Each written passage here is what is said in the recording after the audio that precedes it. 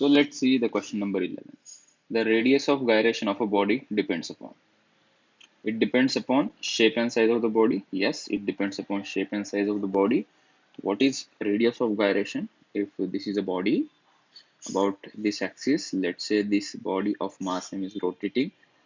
So if you want to get the same effect by substituting a point mass, at what distance should you keep that mass? That distance is called as radius of gyration.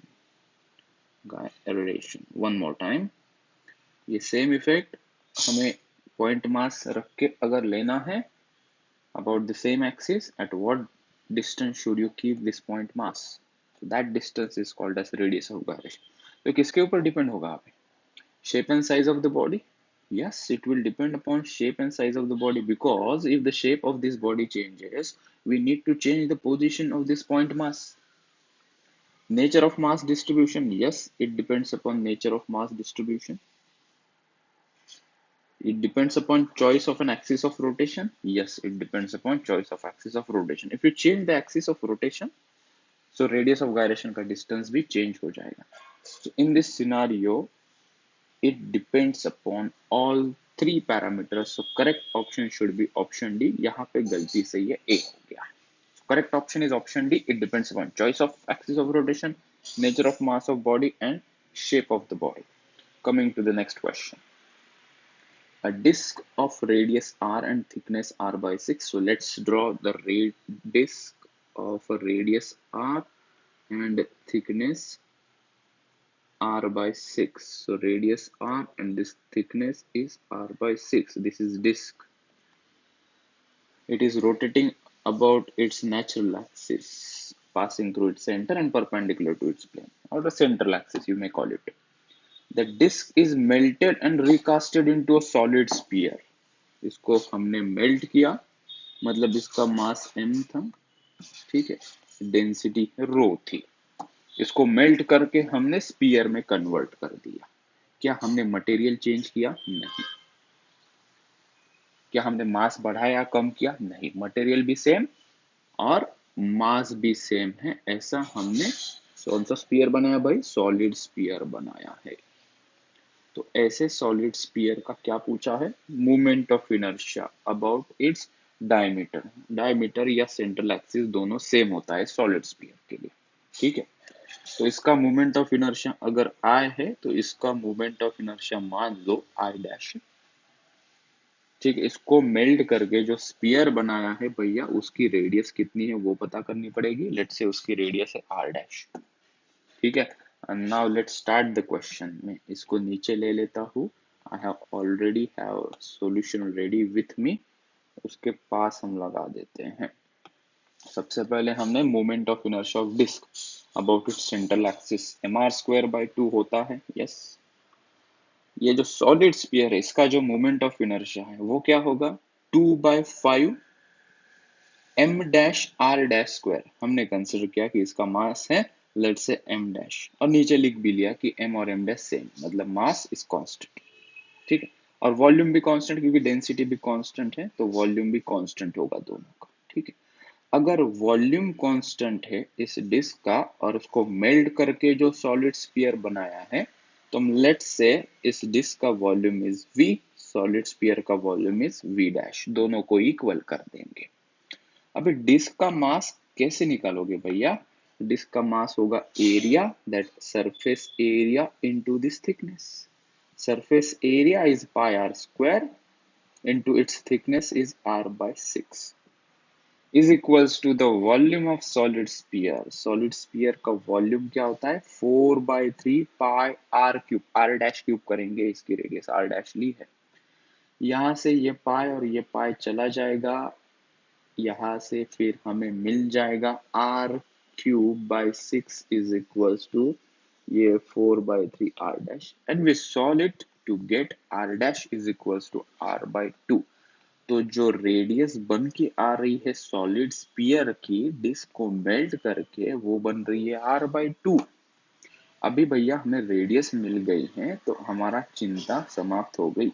I dash, that's the moment of inertia of solid sphere is 2/5 m dash r dash square, m dash को m ही लिखेंगे क्योंकि मास तो same ही है, और r dash को हमने r/2 जब लिखा उसका स्क्वायर किया तो हमें मिला mr² by 2। ये 2 और एक 2 कट हो गया इसलिए ये mr²/2।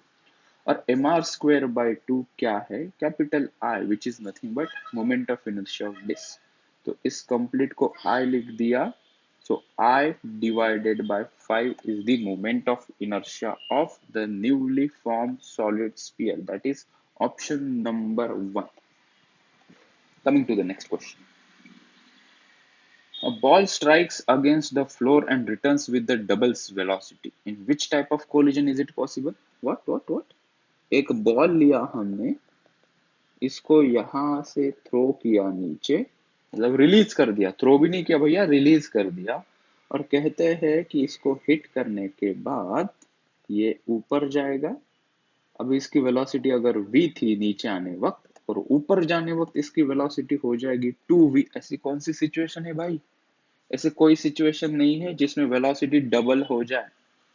वेलोसिटी इसकी v है तो ज्यादा से ज्यादा v हो सकती है, that case is perfectly elastic collision.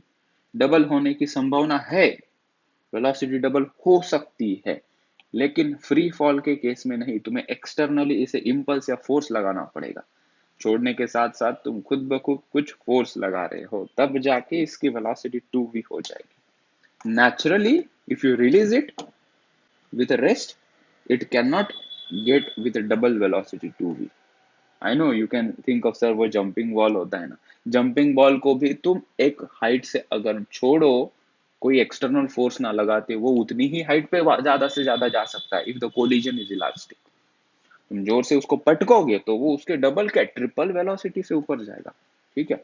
So it's not possible to get a 2v velocity और a double velocity in this natural system. तो यहाँ पे भी मिस्टेक होगी है, इनकरेक्ट चाहिए, option D is correct, it is not possible, क्योंकि कोई ना कोई लॉस हो ही जाएगा, नहीं होता है तो मैक्स टू मैक्स सिर्फ v वेलोसिटी से ऊपर जाएगा। खैर, which of the following statement is true? पहला स्टेटमेंट दिया है kinetic energy is conserved in all type of collision, false. In elastic collision, elastic collision छोड़ के काइनेटिक एनर्जी कहीं कंजर्व नहीं होती है। परफेक्टली इनइलास्टिक या पार्शियली इनइलास्टिक में ये कंजर्व नहीं होती है। By definition, there is no difference between elastic and perfectly elastic collision. Elastic collision and perfectly elastic collision में कोई अंतर नहीं है by definition. E is equals to V2 minus V1 upon U1 minus U2। ये coefficient of restitution का formula है जो decide करता है कि कौन से कोलिजन के लिए E की वैल्यू हम क्या रखेंगे। अगर मैं कहता हूं इलास्टिक कोलिजन तो E की वैल्यू 0 से लेकर 1 के बीच में हो सकती है, और वो 1 भी हो सकती है। परफेक्टली इलास्टिक कोलिजन के लिए भी E की वैल्यू 1 होती है। अगर इलास्टिक कोलिजन है तो उसकी वैल्यू 1 है, परफेक्टली इलास्टिक कोलिजन है तो उसकी वैल्यू भी 1 है। So this is the situation where we cannot distinguish between the perfectly elastic collision and only elastic collision. So yes, so by definition there is a no difference. Second is correct. Let's see, by definition there is a no difference between inelastic and perfectly inelastic collision.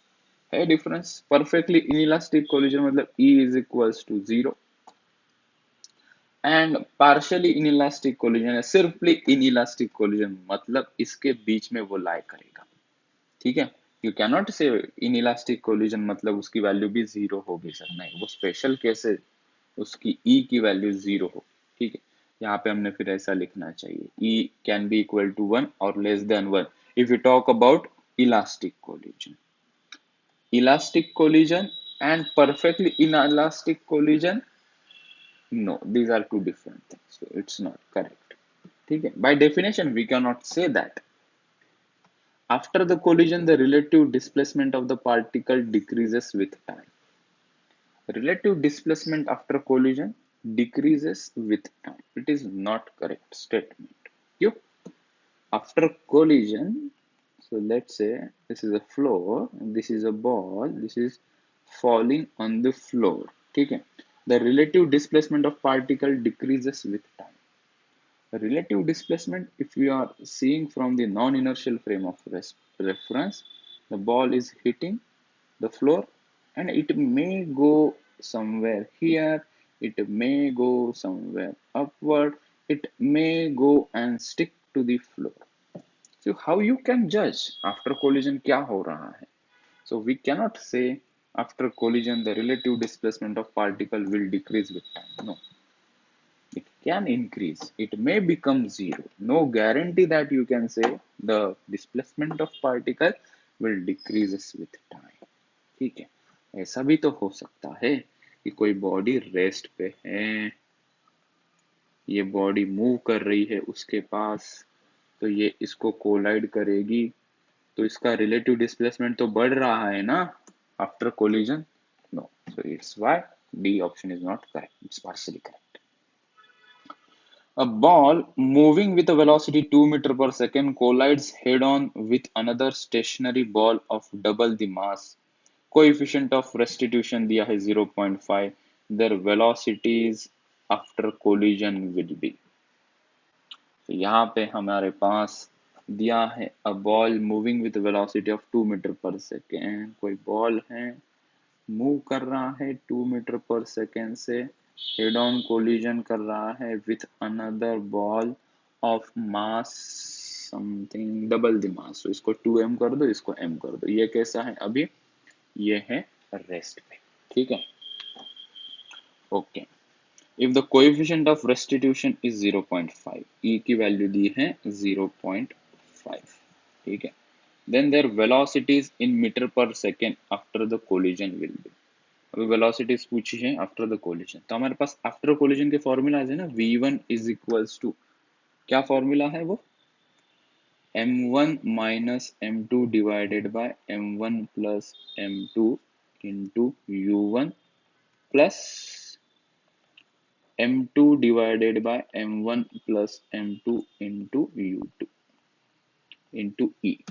ठीक है, तो E की value substitute करेंगे, M1 M2 की value substitute करेंगे, U1 U2 की value substitute करेंगे, you will get V1. Similarly, V2 is equals to M2 minus M1 divided by M1 plus M2 into U2 plus E M1 upon M1 plus M2 into U1. Using this formula, you should get answer 1, option 1. ठीक है, coming to the next question. A ball is dropped from a height h on a plane. ये plane मतलब aeroplane नहीं है, किसी plane के ऊपर मतलब सरफेस के ऊपर कोई बॉल h हाइट से हमने थ्रो किया, मतलब इनिशियल वेलोसिटी 0 ही, ऐसी ही केस होगी, फोर्सफुली नहीं पुट करेंगे हम. If the coefficient of restitution for this floor while the collision is e, if the ball hits the ground 2 times, आया टड़ांग टड़ांग एंड फिर रेस्ट पे आ गया होगा. The height up to which it reaches after 2 jump, दूसरे jump के बाद कितनी height ऊपर गया, ये पूछा है. तो height attend after nth jump वाला फॉर्मूला जिसे याद होगा उसे ये क्वेश्चन आया होगा. फॉर्मूला क्या होता है? e to the power 2n into h. e to the power 2n के ऊपर जो n है, कितने जंप के बाद रखना है हमें? After 2 jump. सो n की वैल्यू 2 पुट करेंगे. What is h? is the original height जहां से उसे फेंका होगा. तो वो कितनी गिवन थी यहाँ पे? h. तो वो है h. आफ्टर 2 हाइट कितनी हाइट होगी? That is h dash here. So e to the power 2 into 2 चाहिए था यहाँ पे. So e to the power 2 into 2 is 4. So e to the power 4h इतनी हाइट वो अटेन करेगा after 2 jump. Option A is correct. Two bodies of mass 0.1 kg and 0.4 kg move towards each other with a velocity 1 meter per second and 0.1 meter per second, respectively. After collision, they stick together. So, in 10 seconds, the combined mass travels. Two bodies of mass. So, there are two bodies. This is first body, this is second body, 0.1 kg. This is having mass 0.4 kg. Move towards each other. एक की velocity है 1 meter per second, दूसरी की है 0.1 meter per second. ठीक है, तो ये जब कोलाइड करेंगे, कहीं यहाँ पे कोलाइड करेंगे और चिपक के साथ में चलेंगे, कहाँ चलेंगे साथ में, टूवर्ड्स द राइट, क्योंकि लेफ्ट वाले मास की वेलोसिटी ज्यादा है तो कॉमन सेंस है भाई राइट में जाएगी। कंबाइंड मास, कंबाइंड मास कितना होगा अभी ये 0.1 plus 0.4 0.5 kg. It will move with what velocity that we will calculate from conservation of momentum. ठीक है, so let's substitute the values m1 v1 plus m2 v2 is equals to m1 plus m2 into v. V is a common velocity. After they stick together and move, m1 कितना है 0.1, m2 कितना है 0.4, v1 कितना है 0.1 meter per second, yes this is 1 meter per second. v2 को put करेंगे minus क्योंकि it is moving in the opposite direction, substitute कर देते हैं। m1 is 0.1, v1 is 1 plus m2 is 0.4, v2 is minus 0.1 is equals to they are moving combinedly with a velocity v. यहाँ से हमें v मिल गया बेटा 0.12 metre per second. Velocity आ गई तो डिस्टेंस कितना कवर करेगा ये 10 सेकेंड में, मुश्किल थोड़ी बात है। Distance is equals to 0.12 is the velocity into 10 is the time. So 0.12 into 10 that is 1.2 meter. This is the distance it will cover after 10 seconds. Option D is correct, 1.2. Next question. Two masses of 0.25 kg each moves towards each other with a speed of 3 meter per second and 1 meter per second. Then they collide and stick together. Final velocity. Similar kind of question hai. These are moving towards each other having masses m. After collision they are stick together and move with velocity v. तो वही formula भैया use किया हमने, velocity combined की form करनी थी तो वो आ गई 1 meter per second, option C. A body of mass 5 kg move with a velocity 10 meter per second, collide with another body of mass 20 kg, which is at rest and come to rest. The velocity of second body due to collision is. So conservation of momentum लगा देंगे सीधा सीधा। Body का मास था 5, उसकी velocity थी 10, plus दूसरी body का मास था 20, वो रेस्ट में थी, इज इक्वल्स टू जिसका मास 5 kg था वो रेस्ट पे आ गया, प्लस 20 kg का मास की वेलोसिटी कितनी, तो वो भी आ गया 2.5 metre per second. Option A is correct. In a circular motion, 20th question, the centripetal acceleration is given by. तो हमें सेंट्रिपिटल एक्सेलरेशन का फॉर्मूला पता है v स्क्वायर बाय आर, या हमें पता होगा सेंट्रिपिटल एक्सेलरेशन का फॉर्मूला r इंटू ओमेगा। ठीक है, यहाँ पे तो कोई ऐसा ऑप्शन नहीं है r into omega, r into omega ये वाला ऑप्शन है लेकिन वो इनकरेक्ट है, r क्रॉस ओमेगा हम लिखते हैं। करेक्ट आंसर इसका क्या होगा तो उसकी तलाश हम ऐसे भी कर सकते हैं, तुम्हारे पास है v is equal to r into omega. ठीक है,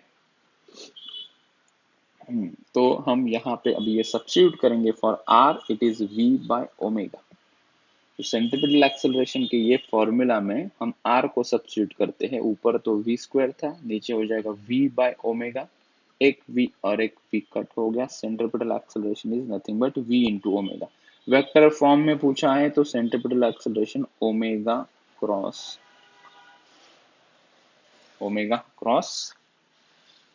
v, r क्यों लिखा, ओमेगा क्रॉस v। ठीक है, so option B is correct. Thank you.